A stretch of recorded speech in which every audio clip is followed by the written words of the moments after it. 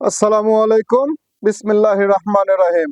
শ্রম আইন নিয়ে আলোচনা করার জন্য আরো একটি নতুন পর্ব নিয়ে আপনাদের মাঝে উপস্থিত হলাম। আমি হোসাইন আহমেদ আকাশ, সাধারণ সম্পাদক, বাংলাদেশ প্রগতিশীল নির্মাণ শ্রমিক ফেডারেশন। আশা করি সকলে ভালো আছেন। দেশ ও প্রবাসের সকল সেক্টরের সকল শ্রমিকদেরকে জানাই সংগ্রামী শুভেচ্ছা ও আন্তরিক অভিনন্দন। সংগ্রামী সাথী ও বন্ধুগণ, আজ আমরা আলোচনা করব শ্রম আইনের ধারা 178 নিয়ে। দরখাস্তের জন্য প্রয়োজনীয় বিষয়াদি। কোনো ট্রেড ইউনিয়ন রেজিস্ট্রেশনকরণের জন্য দরখাস্ত শ্রম পরিচালকের অথবা এতদ সংশ্লিষ্ট বিষয়ে দায়িত্বপ্রাপ্ত কর্মকর্তার নিকট পেশ করিতে হইবে।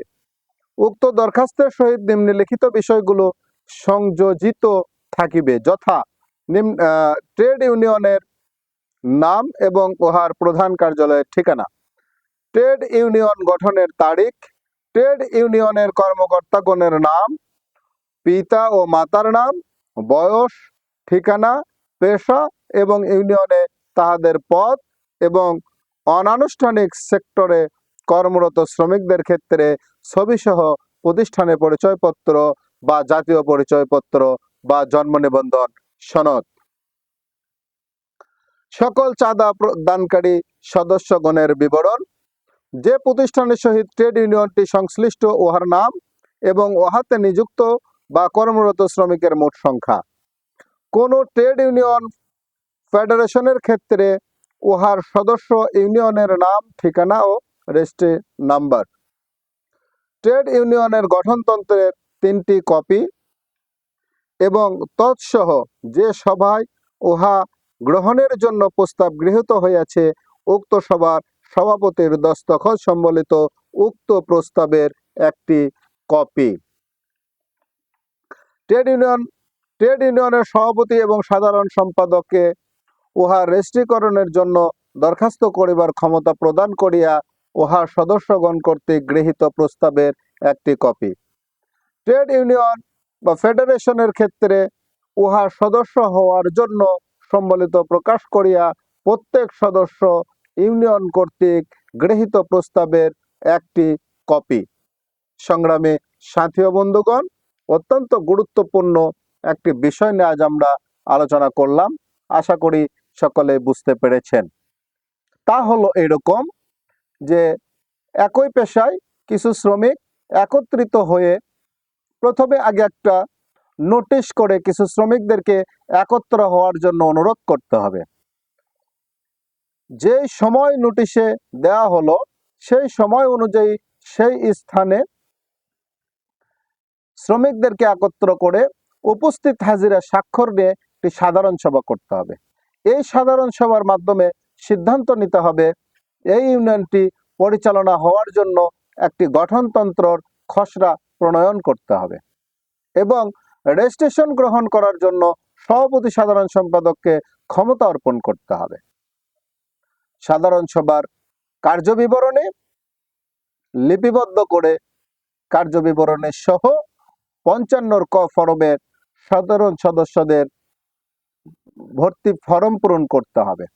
করে এই সাধারণ সভা করে তারপরে আপনাকে শ্রম দপ্তরে রেজিস্ট্রেশনের জন্য আবেদন করতে হবে। আর ফেডারেশনের ক্ষেত্রে যে যে ট্রেড ইউনিয়নগুলো ওই ফেডারেশনের সদস্য হতে চান সেই ট্রেড ইউনিয়নগুলোর রেজিস্ট্রেশন নাম্বার, সংগঠনের নাম এবং প্রত্যেকটা ট্রেড ইউনিয়নে সেই ট্রেড ইউনিয়নের 66% সদস্যর উপস্থিতিতে একটি সাধারণ সভার মাধ্যমে ওই ফেডারেশনের অন্তর্ভুক্ত হওয়ার জন্য সিদ্ধান্ত হয়েছে কিনা সেই সবার কার্যবিবরণে জমা দিতে হবে। আশা করি আমি বুঝাইতে সক্ষম হলাম। আশা করি সকলেই বুঝতে পারলেন এবং যে বিষয়টা বুঝতে পারলেন এইভাবেই ট্রেড ইউনিয়ন এবং ফেডারেশন গঠন করতে হয় এবং গঠন করার পরে এর কার্যক্রম পরিচালনা করতে হয়। বিভিন্নভাবে শ্রমিক নেতাদেরকে ট্রেড ইউনিয়ন করার জন্য বা ফেডারেশন করার জন্য বিভিন্ন জায়গাতে বিভিন্ন অফিসে বিভিন্ন লোকের মারফতে বিভিন্ন মানে এদিক ওদিক কোনোভাবে শ্রম দপ্তরে যাতায়াত আছে এরকম লোকজনের কাছে বারবার ধর্ণা না ধরে সরাসরি যে পন্থায় আপনাদেরকে বলা হলো, যে পন্থায় আইন রয়েছে ঠিক এই পন্থায় সরাসরি কাগজপত্র রেডি করে সরাসরি শ্রম দপ্তরে, এখন তার অনেক সুবিধা রয়েছে, সেটা হলো অনলাইনেও রেজিস্ট্রেশনের জন্য আবেদন করা যায়। সকল কাগজপত্র প্রসেস করে অনলাইনে আপনারা রেজিস্ট্রেশনের জন্য আবেদন করতে পারেন এবং রেজিস্ট্রেশন আবেদন করার 7 দিনের মধ্যে হার্ড কপি ডাকযোগে অথবা সশরীরে ওই এলাকার যেখানে আপনি আবেদন করেছেন সেই অফিসে গিয়ে আপনাকে পৌঁছে দিয়ে আসতে হবে। বিধি দ্বারা সকল নিয়ম মেনে আপনাকে একটা রেজিস্ট্রেশন গ্রহণ করতে হবে। আশা করি এবার খোলামেলা বুঝতে পারলেন।